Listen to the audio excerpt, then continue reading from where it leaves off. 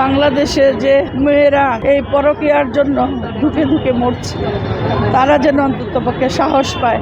আলবিকে ছোট না করার জন্য সে সব ধরনের চেষ্টা করে গেছে। আলবি সম্পর্কে একটা অক্ষর, একটা শব্দ ইকরা বলে যায় নাই। আলবি আমাকে ব্যক্তিগতভাবে এই করছে, সেই করছে, সব আমাদের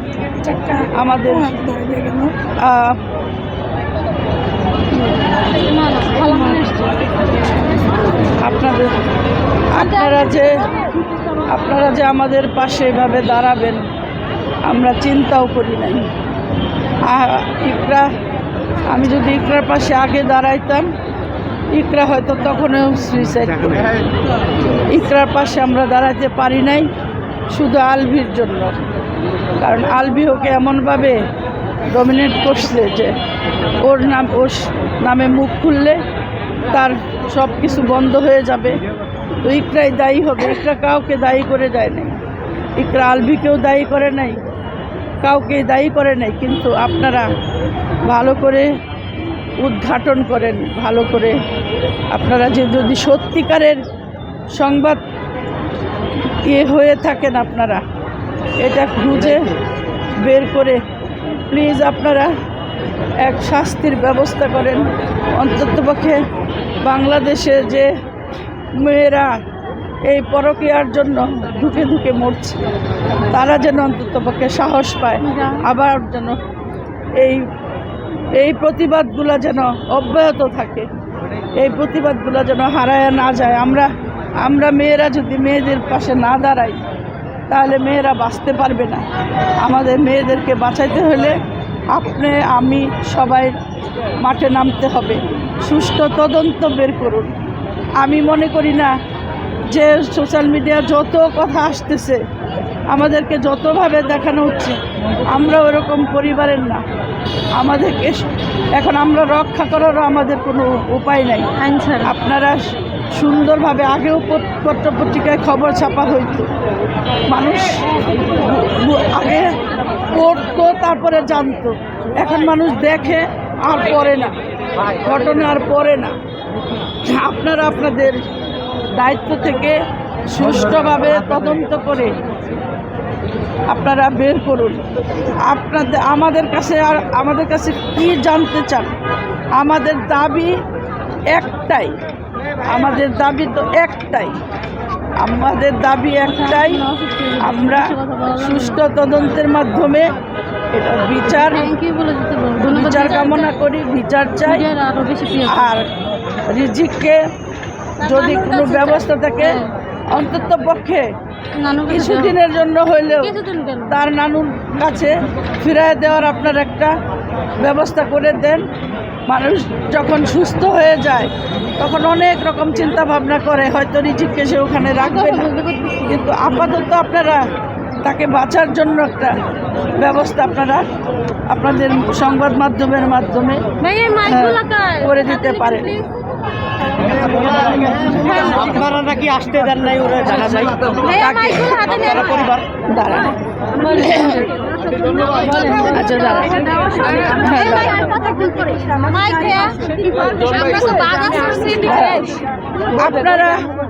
আপনারা শুধু আলবিকে একটা প্রশ্ন করেন।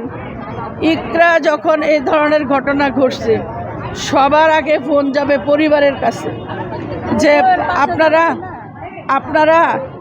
আপনারা ইকরা পাগলামি করতেছে, ইকরার পাশে যান। আমাদের ফোন আসে নাই। অথবা ব্যক্তিগতভাবে যদি আলবি ক্যামেরার সামনে এসে একবার বলতো, কান্না করে বলতো যে আমি আর কিচ্ছু জানি না, আপনারা আমাকে মেরে ফেলেন, কেটে ফেলেন, আমি ইকরার শেষ মুখ দেখতে চাই, আমি ইকরার জানাজা পড়তে চাই, আমি ইকরার কাছে আসতে চাই।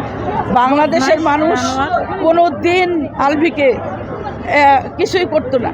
কারণ সে যদি বলতো, সেদিনে এসে বলতো যে আমি আসবো, আমি ইকরার কাছে আসবো, আমি আমার সে বাচ্চাকে কুলে নিয়ে ইকরার পাশে যদি দাঁড়াইতো, তাহলে কেউ আপনারা কিছুই বলতেন না, কিছুই করতেন না, আমরাই ফিরাইতাম আলবিকে। কিন্তু পরিবার আজকে ক্ষতিগ্রস্ত, পরিবার আজকে দোষী, সারা পৃথিবী বলবে পরিবার দোষী। আমি কেন আগে কথা বলি নাই?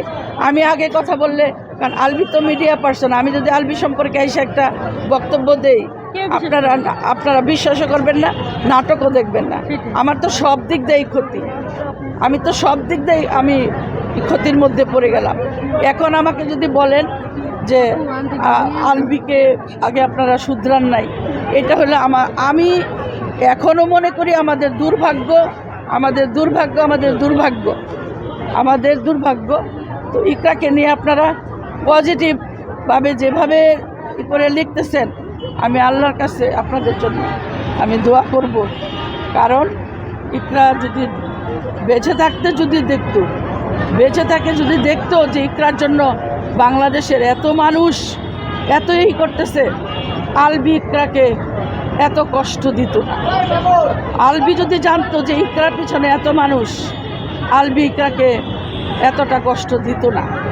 আমি আলবিকে আমি একটা কথা আপনাদের মাধ্যমে আলবিকে আমি জানাতে চাই, আর পৃথিবীর কেউ বুঝুক না বুঝুক, তুমি তো ইকরাকে বুঝতে, তুমি যখন একদম ছোটবেলায় ইকরাকে নিয়ে চলে গেলে, ইকরাকে তুমি লালন পালন করে 16 বছর